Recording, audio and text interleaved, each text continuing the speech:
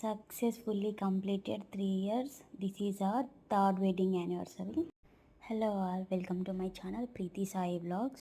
Apart from celebrations, gifts, surprises, marriage is a very beautiful thing when you find the right person.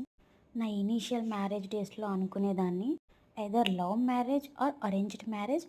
Partners మధ్యలో ఉండాల్సింది love మాత్రమే కాదు, also understanding, respect, caring ఇవన్నీ ఉండాలి అని అనుకునేదాన్ని. But later what I realised, partners మధ్యలో లవ్వే మెయిన్ థింగ్. లవ్ ఉంటే ఇవన్నీ ఆటోమేటిక్గా వస్తాయి అని చెప్పి నా పర్సనల్ ఎక్స్పీరియన్స్లో నేను రియలైజ్ అయ్యాను. ఆటోమేటిక్గా మీ పార్ట్నర్ పైన, మీ హస్బెండ్ పైన అయినా, మీ వైఫ్ పైన అయినా మీకు ఒక ప్యూర్ లవ్ అనేది ఉంటే అది మీకు చాలా క్వశ్చన్స్కి సొల్యూషన్ అవుతుంది.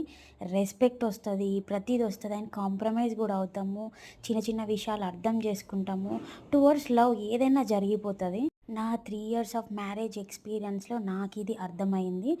కోర్స్ మీకు 10 years 20 years ఎక్స్పీరియన్స్ ఉండొచ్చు, మీ అనుభవాలు మీకు ఉండొచ్చు, ఎవరి అనుభవాలు వాళ్ళవి. నా 3 yearsలో నాకున్న ఈ అనుభవాలు మాత్రం నా లైఫ్ టైం నాకు ఒక లెసన్ టైప్.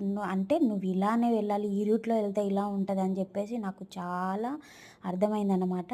యాక్చువల్లీ 3 years అని కూడా చెప్పాల్సిన అవసరం లేదు. నాకు ఇనీషియల్ 1 yearలోనే వాట్ ఈజ్ మ్యారేజ్ లైఫ్, ఎట్లుండాలి అని చెప్పేసి ఒక చిన్నపాటి ఒక షార్ట్ కట్ ఆన్సర్లో నాకు అట్లా ఆన్సర్ దొరికినట్టుగా నాకు అనిపించింది. డెఫినెట్గా మీ ఇద్దరికి అండర్స్టాండింగ్ ఉంటే సరిపోతుంది. Third person is always a third person except you and your partner. లైఫ్లో థర్డ్ పర్సన్ అనేది అసలు ఎంటర్టైన్ చేయకూడదు. పార్ట్నర్స్ ఇద్దరు కూర్చొని డిస్కస్ చేసుకొని ఎక్కడ ప్రాబ్లం ఉంది ఏంటి, ఆ డిస్కషన్ అనేది స్మూత్గా వెళ్ళినా సరే, ఆర్గ్యుమెంట్ అయినా సరే, బట్ మీరు అక్కడ ఆన్సర్ దొరుకుతుంది. చాలామంది ఏం చేస్తారంటే ఎందుకులే ఆర్గ్యుమెంట్ అని చెప్పేసి వాగుకుంటే వాగుకోనిలే అని చెప్పేసి సైలెంట్గా బయటికి వెళ్తారు, లేకపోతే వదిలేస్తారు ఆ టాపిక్ని అక్కడికే. బట్ అది ఎంత పెయిన్ఫుల్గా ఉంటుందో అది చూసిన వాళ్ళకి తెలుస్తుంది. చాలా మిస్కమ్యూనికేట్ అయిపోతుంది. ఆ సైలెన్స్ అనేది చాలా డిస్టెన్స్ని తెస్తుంది. ఆర్గ్యుమెంట్ అయినా సరే, అది ఎంతవరకు వెళ్ళినా సరే, కోర్స్ మళ్ళీ పార్ట్నర్స్ ఇద్దరం కాంప్రమైజ్ అవుతాము, మళ్ళీ అక్కడ నుంచి మూవ్ అయిపోతాము. సో అక్కడ ఏంటంటే మనకు డిస్టెన్స్ అనేది రాదన్నమాట. సో ఒకరిపైన ఒకరికి సరేలే అని చెప్పి అరుచుకున్నా సరే మన పెయిన్ అనేది బయటకు వచ్చేస్తుంది. అది చాలా రిలీఫ్ ఉంటుంది అండ్ ఒక అండర్స్టాండింగ్కి వస్తాం అక్కడ. ప్రతిసారి ఒకరే కాంప్రమైజ్ అవ్వడం కూడా కరెక్ట్ కాదు, చాలా పెద్ద బుల్షిట్ అది. కూర్చొని అండర్స్టాండింగ్కి రావడం చాలా చాలా చాలా మంచిది. అండ్ కిడ్స్ వచ్చిన తర్వాత ఇంకా చేంజ్ అయిపోతుంది లైఫ్. వాళ్ళ కోసం ఏదైనా చేయాలనిపిస్తుంది.